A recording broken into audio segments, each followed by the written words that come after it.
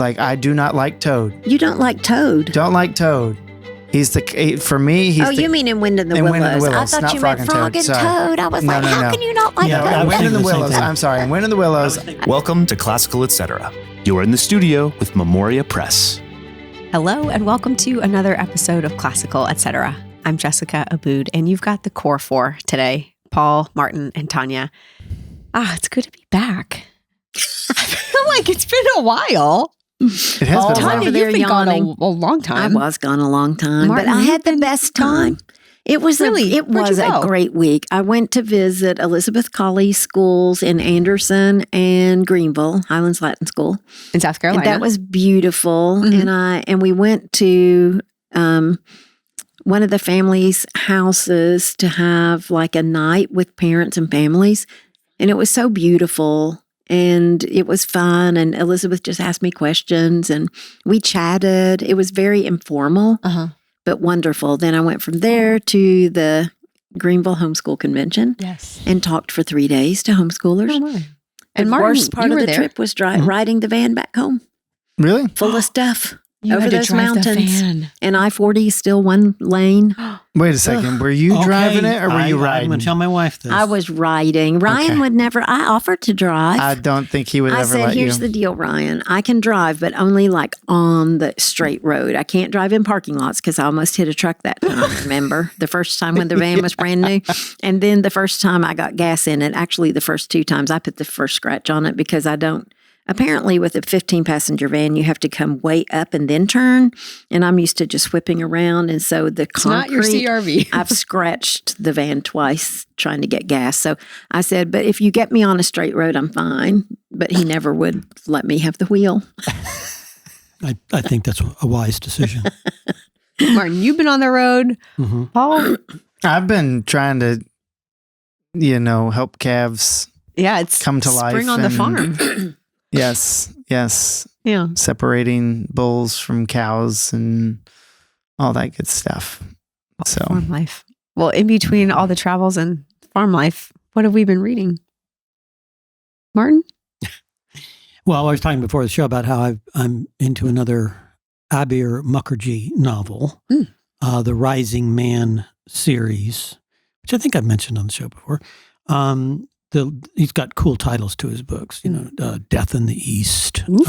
This one's The Shadows of Men, and they're I love exotic locales, right? So India, particularly during the colonial period, and so he's obviously from his name, I'm guessing he's a English Indian of ethnically and a British citizen. He lives in England now.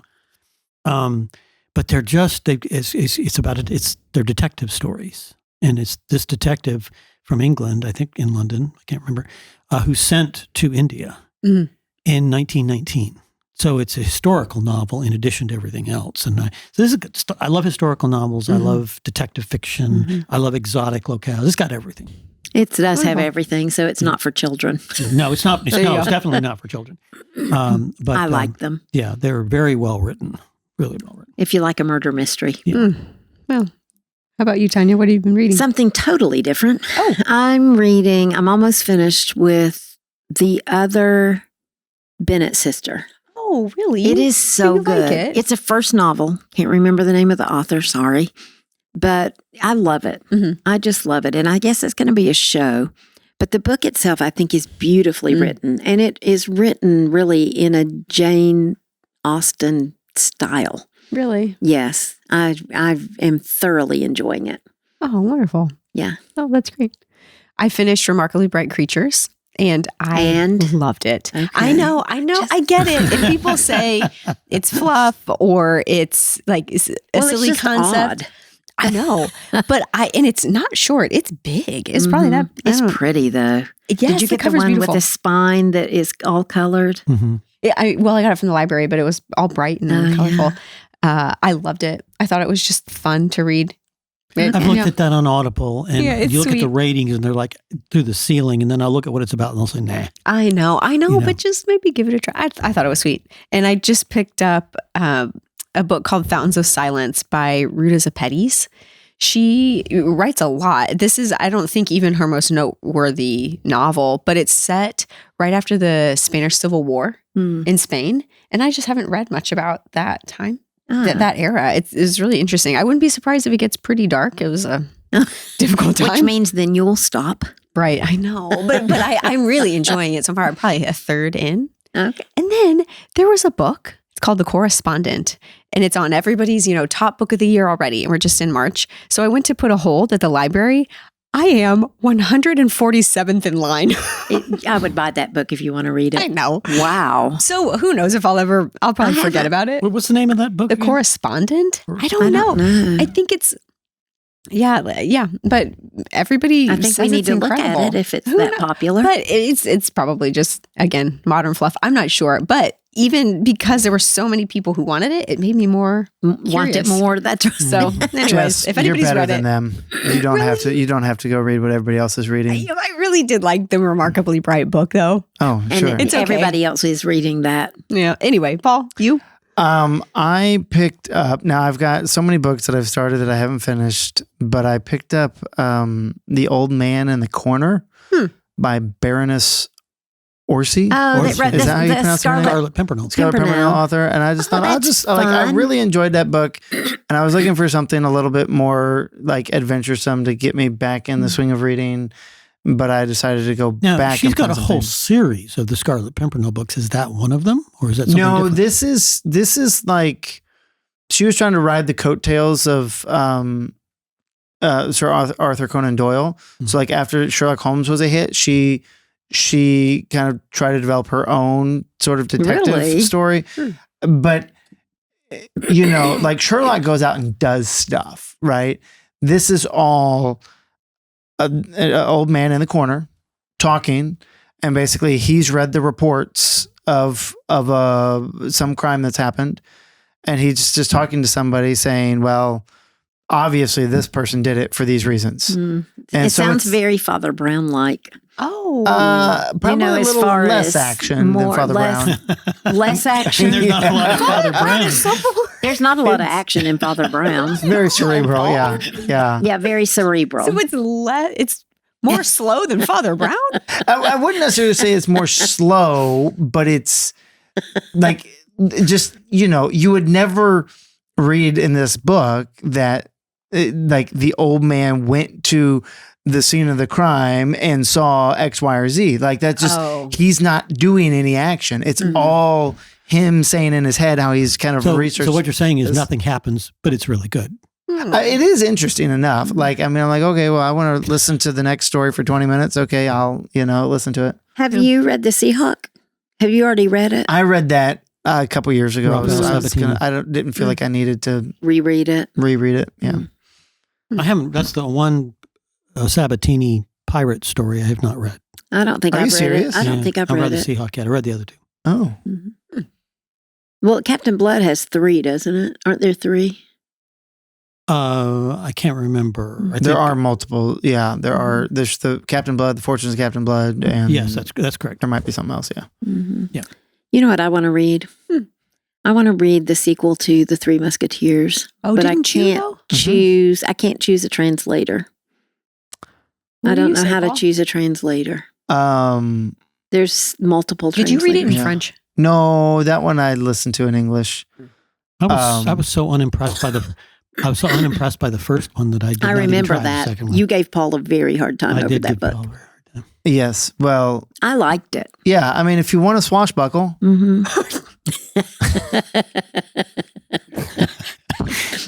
That sounds like one object. But I got confused because there are 3, and I get confused over the titles for one thing, because it's like there's 2 different ways you can.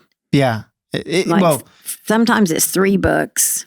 Yes. In the French, it really was originally published in 3 volumes: Three Musketeers, 20 years later, and the Viscount of Bretagne. I think is what it was. But in English, when they brought over volumes 2 and 3, they like split each of those into like 3 volumes. Ooh. And so it's hard to confusing. figure out. Yeah, no, I totally understand Like I've been I went researching it, but I'm struggling through Audible a few times trying to figure out which one was next and which one was next. Yeah. Well, let us know what you do. I will. Okay. Once I find it. Well, we're not going to answer a listener question because we are saving those up for an upcoming mailbag episode. If you have questions that you'd like us to answer from the mailbag, you can email podcast@memoriapress.com, and we would love to see your question and store it up to answer it on the air. Well, on to today's topic. We are tackling a question that every parent eventually asks, and that is, what do I read to my child when? Like, at what age do I introduce this book? So I thought today we could walk through the stages all the way from picture books to Dante. I think we can cover it. Oh, sure. Right? Easy. Well, and one thing, Martin, that we're not going to leave out is your lists of books for boys and girls.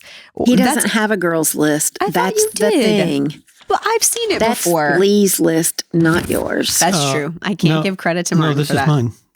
I may have been based off hers, but I got stuff on here. Well, maybe we should start at the beginning. The earliest years.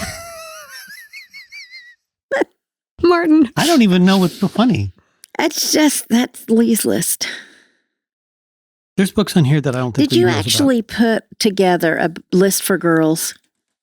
I've been telling you for 20 years I've done that. you're unfairly putting together books for boys, and now all of a sudden you think you have a list for girls. Okay. And, We'll fact check. And I would also like to point out that his list for boys is printed in portrait form, and his list for girls is landscape. Well, so I think there's a whole lot less in girl. I know. The books. only reason it's not in portrait form is because I couldn't get it to print in portrait form because that's the way Lee made it. Oh, excuse me. Martin. That may be her list. It's a good list. So I'm going to claim I wrote it down. Oh, we're going to have to fact check our own stuff. It is a good list. All right. Well, let's start at the beginning. How about the tiniest ones? What do you recommend reading? Because obviously at that point you're reading aloud. They can't That's read. right. Even a board any book, a baby can't read classic it. literature, any class. But I mean, with little guys, you're reading really. You just put good books in front of them, and they'll pick their favorites. They'll decide. But it are things like colors and numbers. And I think you could safely go to our lists. Our 100 books of summer reading journals. In the back of the first one is an appendix for like kindergarten age students. Okay. But we've got lists on our website as well. And all of our read aloud sets are carefully curated. I mean, I know probably 2,000 books for Lee and I to pick, or maybe at least 1,000. For Lee and I to pick 100. To sort through. Yes. And what age do you start? Because we do We even start pre-K, with 3-year-olds. 3-year-olds. Okay. Yes. And then the Simply Classical line, our special needs line, has even books that we don't have Got it. on there. So there's a lot to choose from. Do you have any direction for how to choose a good book at that age? I would look at the storyline, obviously, but I would also look at the illustrations and the prose or the poetry. Books for little kids, the rhyming books are very good, and they're fun. Yeah. That's they're fun to read. Well, you've got a little one. What are you reading to her? I tried to open a book about it was called Animal Tales, and it had little tails on it. I and love she stuffed it in her mouth. Of course she did. That's but that's just part That's of a the beginning. developmental stage, right? I was Like, she's okay, there. well, that feels like at least you like that book. It's in That's your right. mouth. Yeah, that's right. But no, I mean, one of the things I've been intending to do is just like go buy like the junior kindergarten read aloud books, just because like we have a lot of kid books, but not like Really little kid books. You need the preschool ones. They're all little board yes, books. that's what I need. Yeah. I mean, they're just so fun. Hand, fingers, thumb. Do you have a range that you recommend as like a recommended time to read to your child? Like how long the reading time should be? I know that there are some kids that they just want to sit and read forever and ever and ever. Yes. They will read the same book 1,000 times and you That's could be there right. for 45 minutes. And then other kids maybe are not wired that way. That's right. And so it really does depend on the child. I wouldn't force a child to sit for very long, especially a very small child. Yeah. if they don't want to, but sometimes you just want them to get up because you have things to do. Exactly. If they really would just sit my oldest son would sit there all day long if I would read to him all day long. Yeah. My youngest son, no. Right. He was ready to go and do whatever his big brother was doing. Yeah. So it does vary.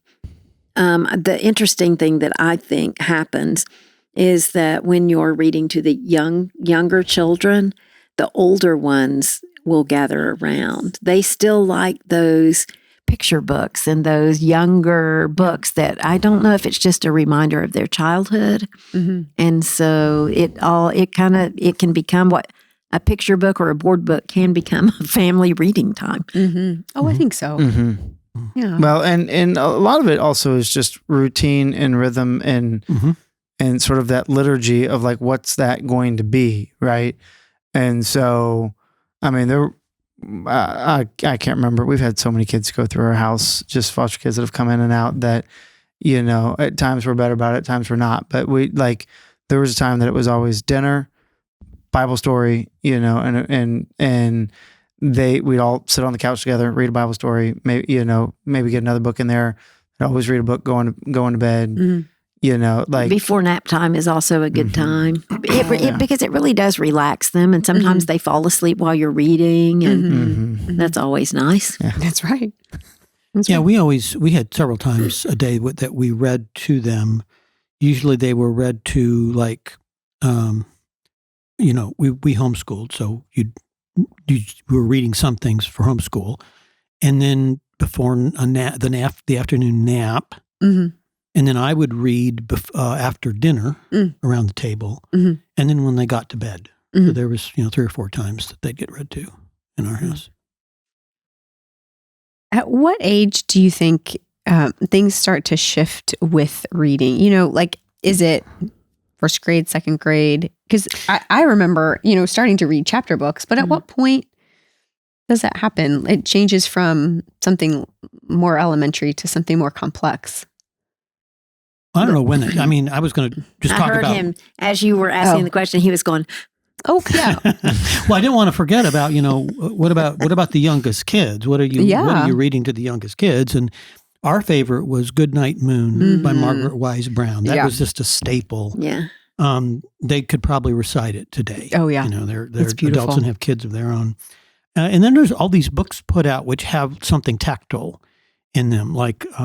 The Very Hungry Caterpillar, right? And some of Eric Carle's books, are like that. Something they can touch because, there's lots of ways in which we are, we're physical beings and we're embodied, and so anything you can do to use another sense in doing anything. So I think that's good for young children in particular. Drummer Hoff, where there's a big explosion, that's always fun. And those kinds of books.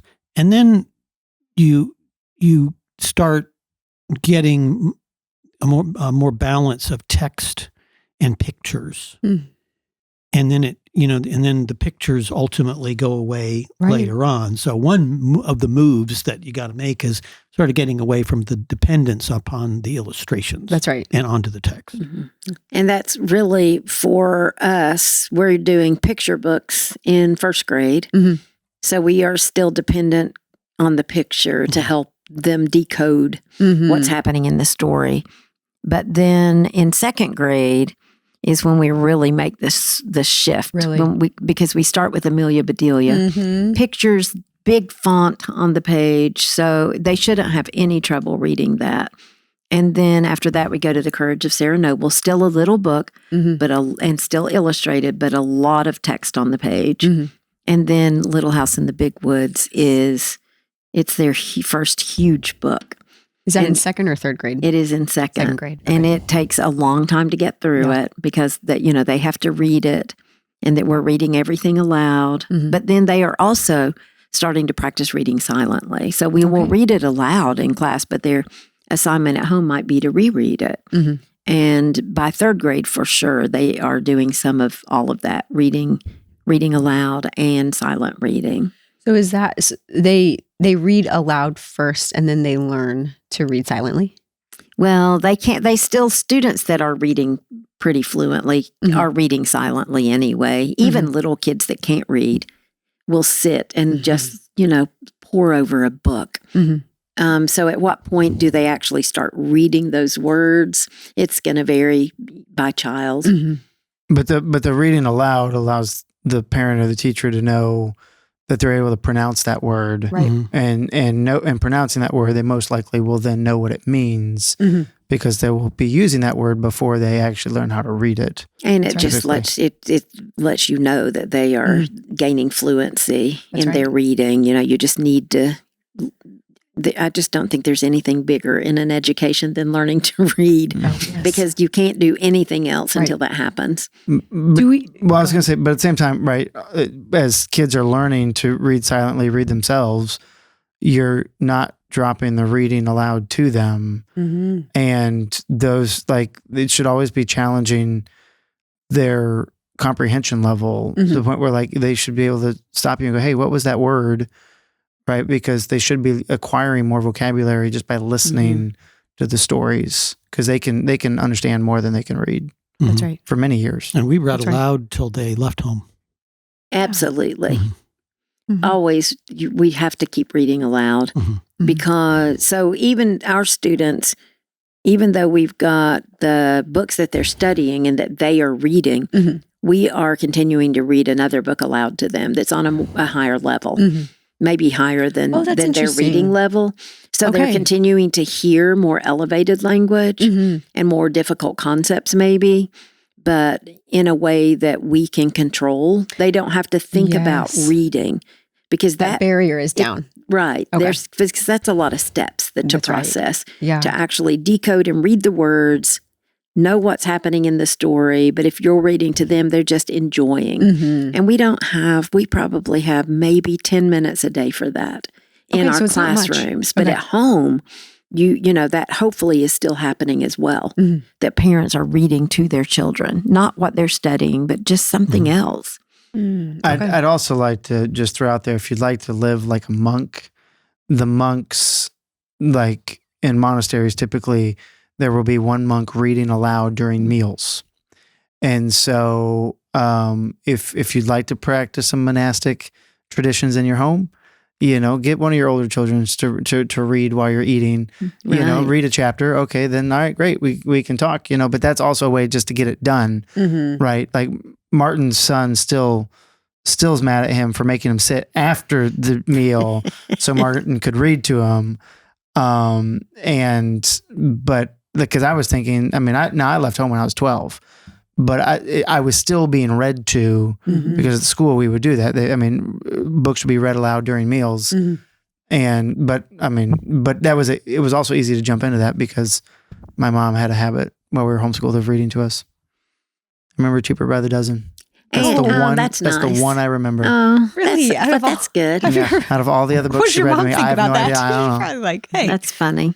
But also, as they get older, the things that they're reading could be more difficult. Like when they start to read Canterbury Tales, it's difficult prose. So it's very nice to read that aloud. Shakespeare. For them to learn how to read Shakespeare aloud is a skill that we have to continue to work on. So even in high school, we're reading aloud in all of our classes.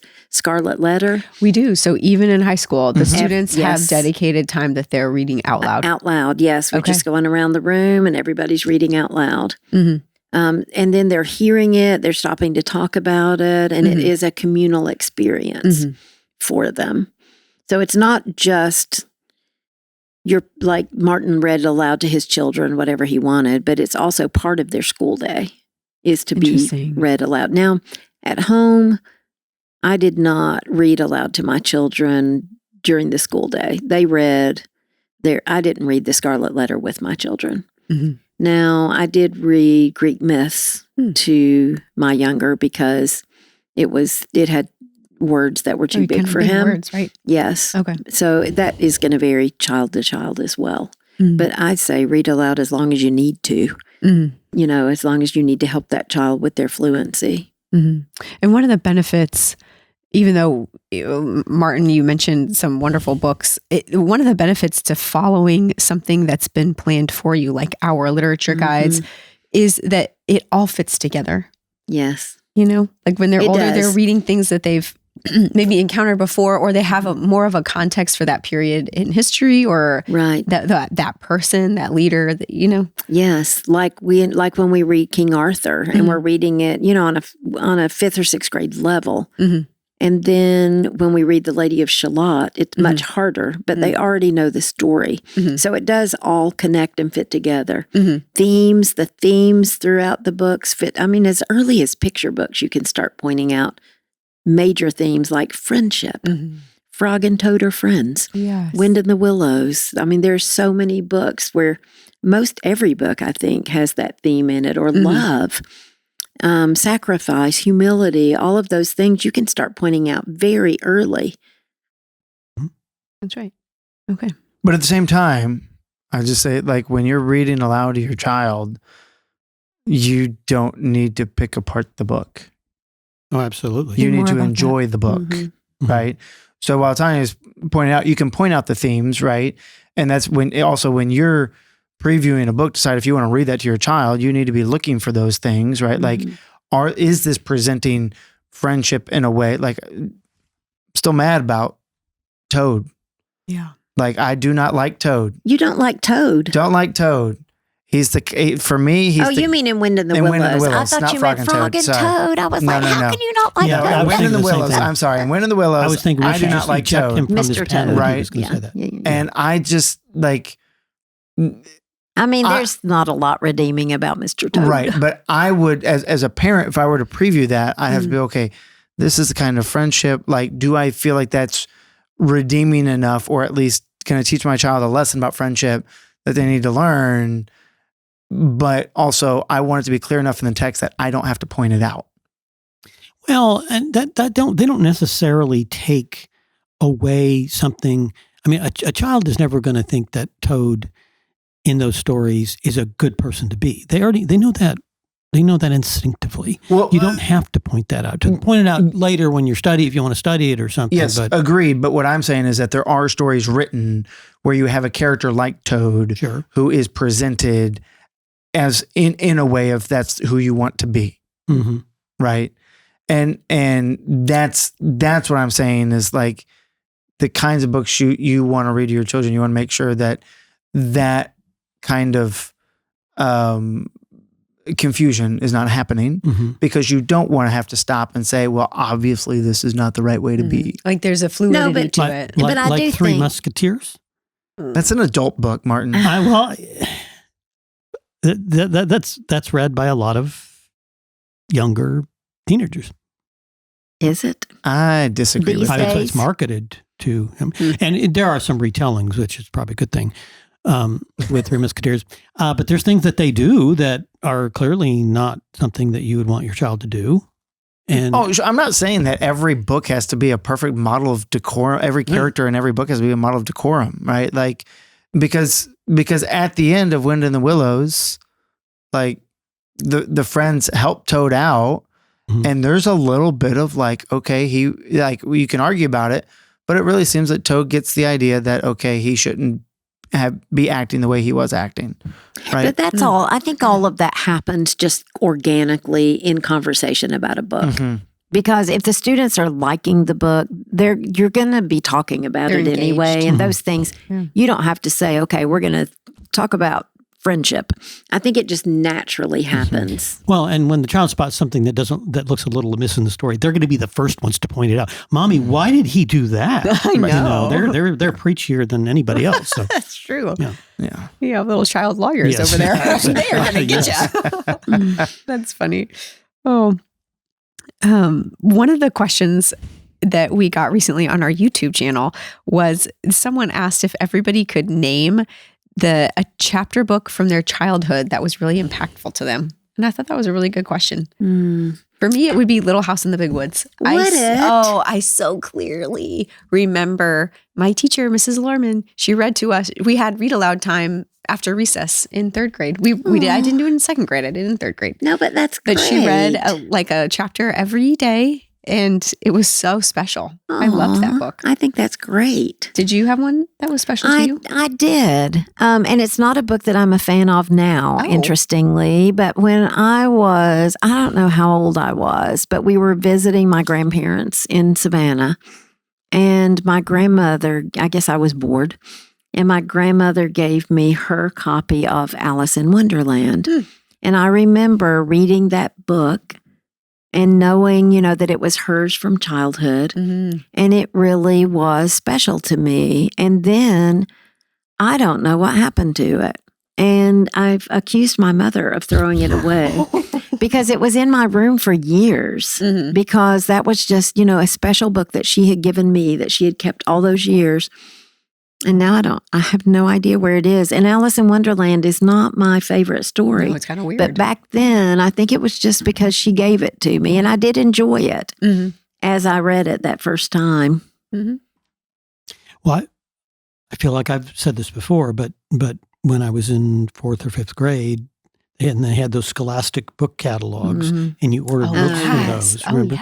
And I ordered Armstrong Sperry's book, Call It Courage, about the Polynesian boy who's being basically bullied by the other boys in his tribe. And so he takes off in a canoe and ends up on this island.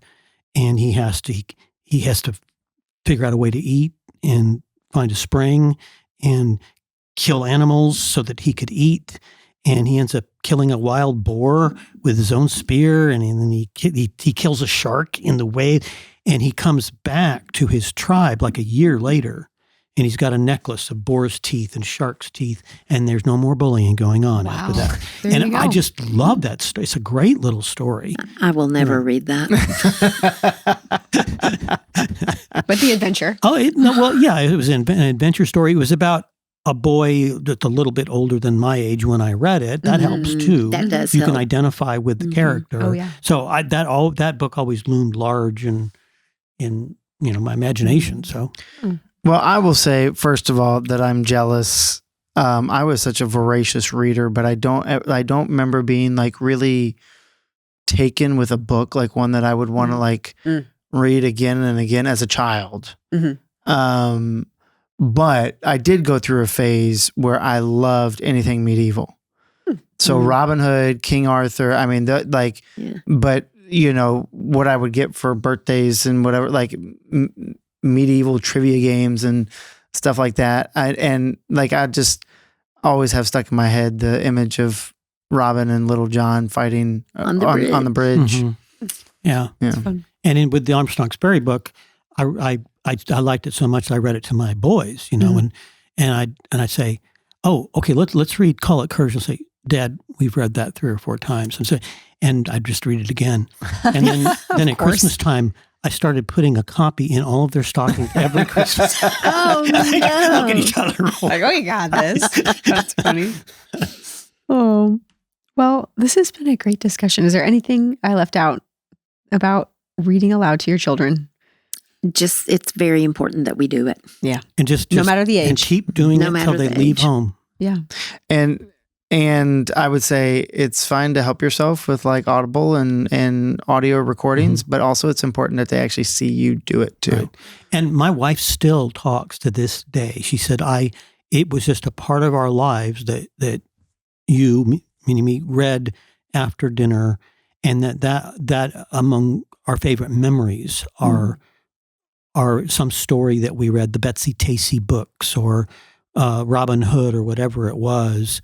The memories that creates, it's something you can do together as a family. Something important you can do together as a family. Without a screen. Without a screen. Screens kill books. Yeah, That's absolutely. Right. Oh, wonderful. Okay. Well, thanks, everybody. And thank you for joining us. We'll be back next time. Thanks for joining us today on Classical Etc. by Memoria Press. If you like what you heard, please like, subscribe, or share this episode or comment. We love to hear your questions and your comments. If you want to learn more about Memoria Press, please go to memoriapress.com. This has been Classical Etc. We're so glad you joined us, and we'll see you next time.